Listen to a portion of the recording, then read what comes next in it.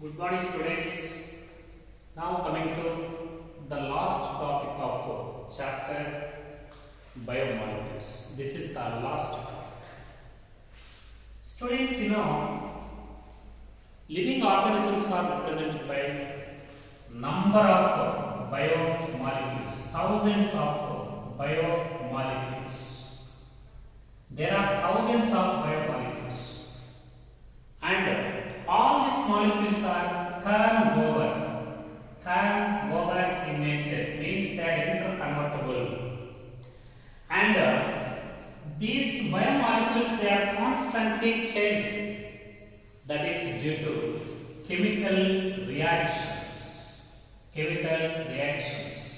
So, due to chemical reactions, some biomolecules will change into some other molecules. At the same time, they are also made from some other biomolecules, and they are interconvertible. And this nature is due to chemical reactions. In this way, thousands of chemical reactions they are present in living organism. Okay, the sum total of all these reactions occurring in a living organism's body, this is called metabolism. This is called metabolism. What is metabolism? The sum total of all the chemical reactions takes place in the living body. That is called metabolism. This metabolism, sometimes these reactions may be linked to form a chain of reactions.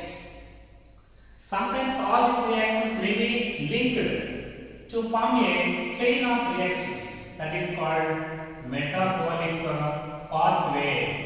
This is called metabolic pathway. This metabolic pathway. In this way, there are many metabolic pathways, and these metabolic pathways they resembles with automobile traffic in a city, and there is a flow of metabolites through these metabolic pathways. Flow of metabolites, that is the dynamic state of body constituents. Dynamic state of body constituents. That is called dynamic state of body constituents. What is dynamic state of body constituents? There is a flow of metabolites in living body. Such flow of metabolites in living body through metabolic pathways, that is called dynamic state of body constituents. Similarly, these metabolic pathways may be their anabolic pathways. Anabolic pathways may be, these pathways may be catabolic pathways. Anabolic and catabolic pathways, there are two types. What is the difference between anabolic and catabolic pathways? Both metabolism, it represents both anabolism and catabolism. Some of the metabolic pathways, they are anabolic pathways, but some of the metabolic pathways are catabolic pathways. But what is anabolic pathways? Anabolic pathways means, okay, sometimes the simple substances are combined to form the complex substances. Formation of complex substances by using the simple substances. Construction of complex compounds by using the simple compounds, that is called anabolic pathway. Such pathway is called anabolic pathway. Here, simple substances, they are converted into complex substances. Simple substances are the simple compounds, they are constructed. Simple compounds are, they are fused. Simple compounds are combined to form a complex compound. That is called anabolic pathway. Best examples for these anabolic pathway, one is formation of cholesterol from acetic acid. Acetic acid, it leads to the formation of the complex cholesterol. Cholesterol. Formation of cholesterol. This cholesterol is complex compound. Formation of complex cholesterol compound from simple acetic acid compounds. This is called anabolic pathway. This is one of the best example. Another example for this anabolic pathway, that is formation of sucrose from water plus CO2. Okay, water and CO2, they are combined to form sucrose. This is photosynthesis. That is by photosynthesis. These two, they are the best examples for anabolic pathways. In these two examples, simple substances are constructed. Simple substances are combined into the complex substances or compounds. Such formation of complex compounds from simple compounds is called anabolic pathway. Such pathway is called anabolic pathway. Example, formation of cholesterol from acetic acid. This is simple substance and this is complex compound. At the same time, during photosynthesis, formation of sucrose from water and CO2. Water and CO2, they are constructed into the complex carbohydrates like sucrose by using sunlight and also chlorophos. That is also one of the example for anabolic pathway.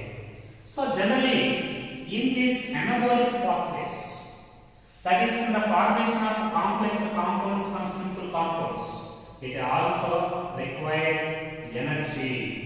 It requires energy. That requires some amount of energy. Such energy required in reactions are called endergonic process. Endergonic process. Such processes are called endergonic process. For example, in formation of sucrose, it is required energy in the form of sunlight. So, anabolic process are energy requiring process. The process which requires external energy, that is called endergonic process. So, anabolic process also called endergonic process because they require some amount of energy.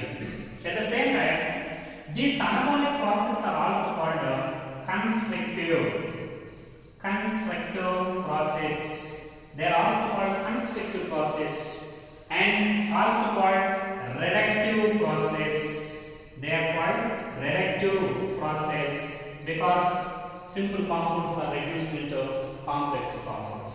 At the same time, these metabolic pathways may be catabolic. Some of the metabolic pathways may be catabolic process. What is catabolic process? This is quite reverse to anabolic process. Here, complex compounds, they are converted into simple compounds. Complex compounds are converted into simple compounds.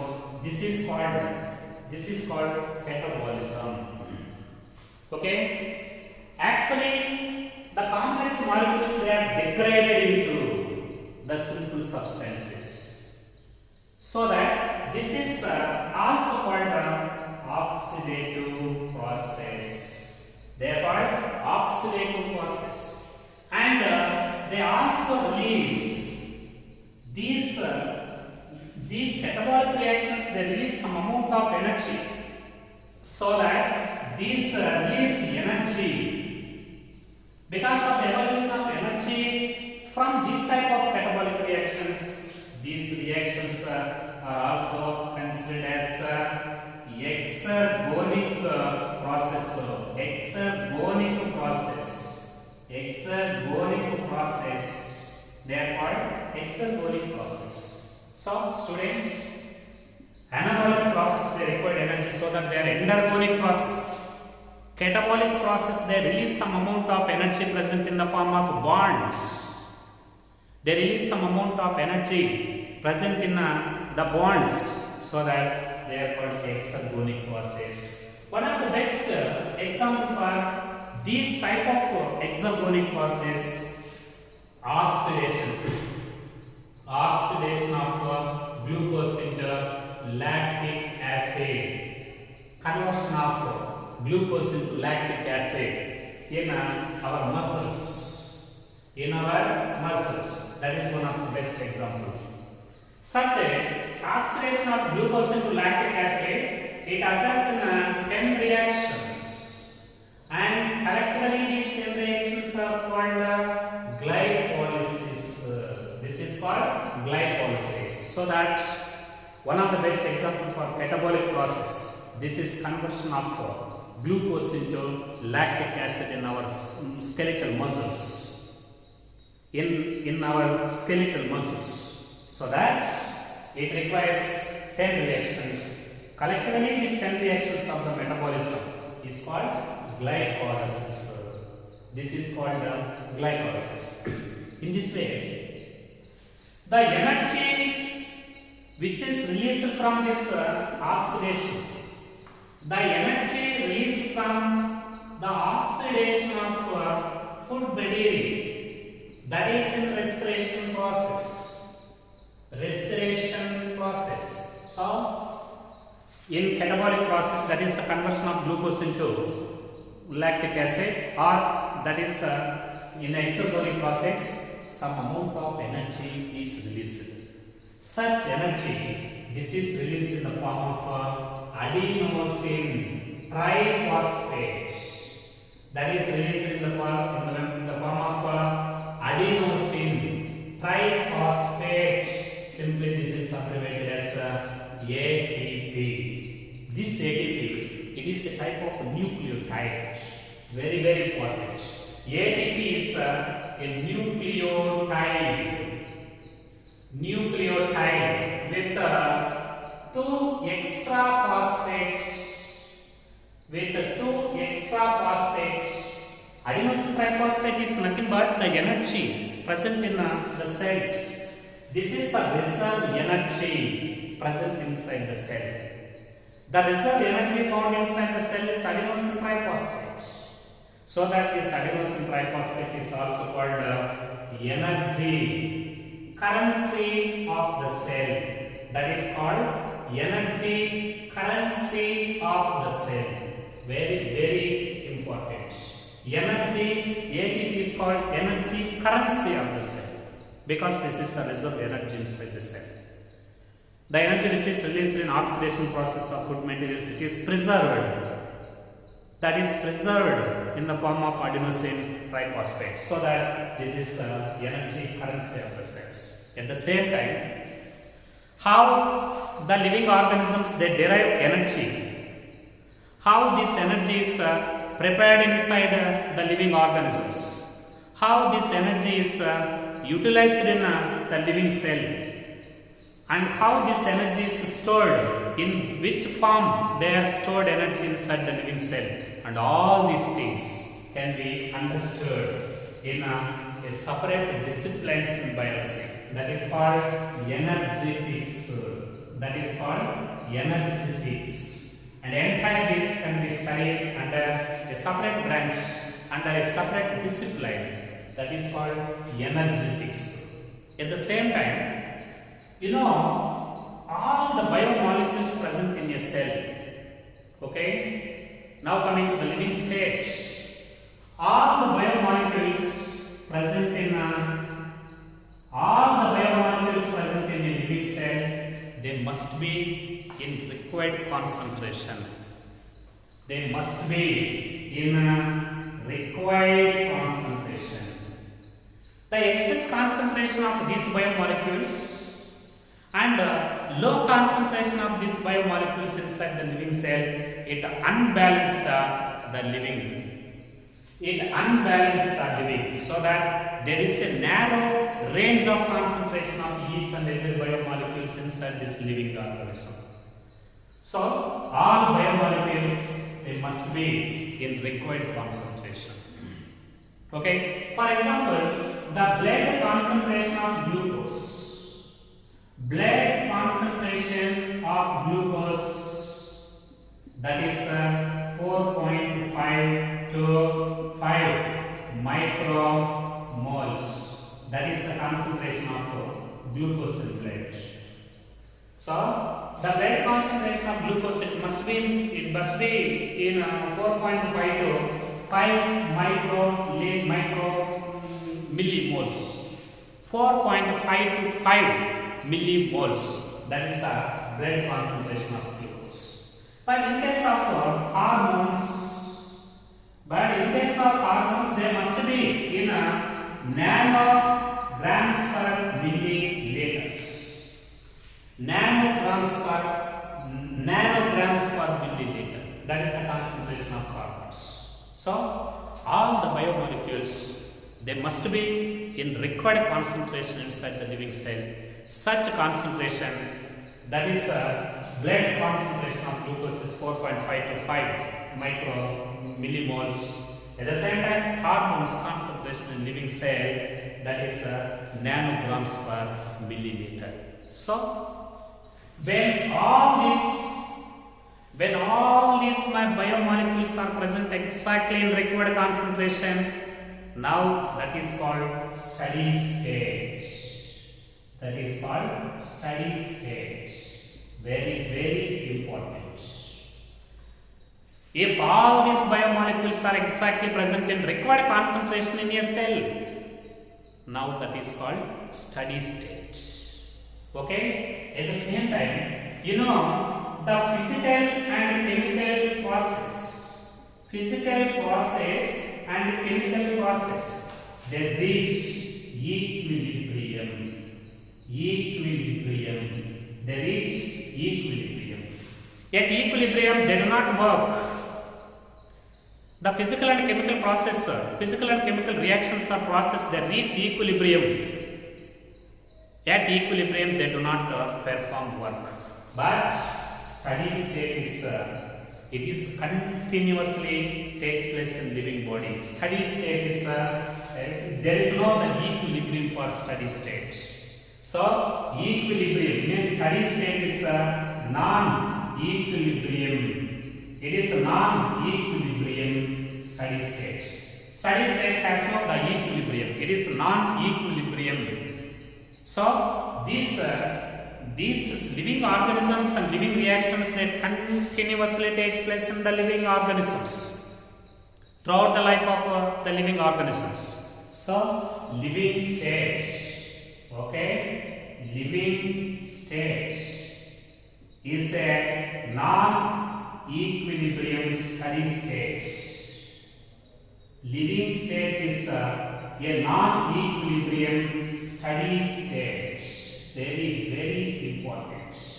Which never stop the work, which do the continuous, which perform the continuous work. So steady state is mean the living state is non-equilibrium steady state. Living reactions and living metabolic process, they continuously takes place throughout the life cycle of living organism. It is not equilibrium. It does not reach equilibrium states. So that living state is non-equilibrium steady state. Okay. So in this way, there is a metabolic flux in living organisms. Metabolic flux is there. There is a metabolic flux in living organisms. So this is the last topic of biomolecules, and chapter biomolecules was completed.